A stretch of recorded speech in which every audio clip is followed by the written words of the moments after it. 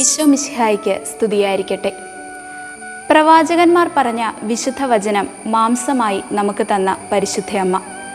പരിശുദ്ധയമ്മയുടെ ജനന തിരുനാളിന് ഒരുങ്ങുന്ന ഈ വേളയിൽ മാതാവിൻ്റെ പരിശുദ്ധി എന്ന വിശേഷണത്തെക്കുറിച്ച് നമുക്ക് ചിന്തിക്കാം. ജന്മപാപവും കർമ്മപാപവും ഇല്ലാത്തതിനാൽ പിതാവായ ദൈവം തൻ്റെ പുത്രനെ വഹിക്കുവാനുള്ള ഉദരമായി മറിയത്തെ തിരഞ്ഞെടുത്തു എന്നത് തന്നെയാണ് മാതാവ് പരിശുദ്ധ എന്ന വിശേഷണത്തിന് ഏറ്റവും യോഗ്യയാവുന്നത്. തുടർന്നുള്ള മാതാവിൻ്റെ ജീവിതത്തിലും ഈ പരിശുദ്ധി നമുക്ക് കാണുവാൻ കഴിയും.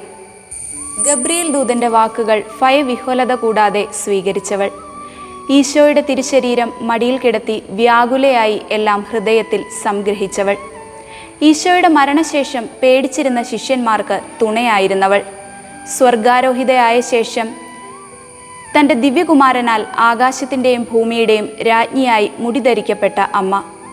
ഈ സന്ദർഭങ്ങളിലെല്ലാം മാതാവിൻ്റെ പരിശുദ്ധി തന്നെയാണ് നമുക്ക് കാണുവാൻ കഴിയുന്നത്. ഈശോ കുരിശിൽ കിടന്നുകൊണ്ട് ഇതാ നിൻ്റെ മകൻ എന്ന് അമ്മയോടും ഇതാ നിൻ്റെ അമ്മ എന്ന് യോഹന്നാനോടും പറഞ്ഞ അന്നു മുതൽ പരിശുദ്ധ കന്യകാമറിയം നമ്മുടെയും ലോകം മുഴുവൻ്റെയും അമ്മയായി മാറി.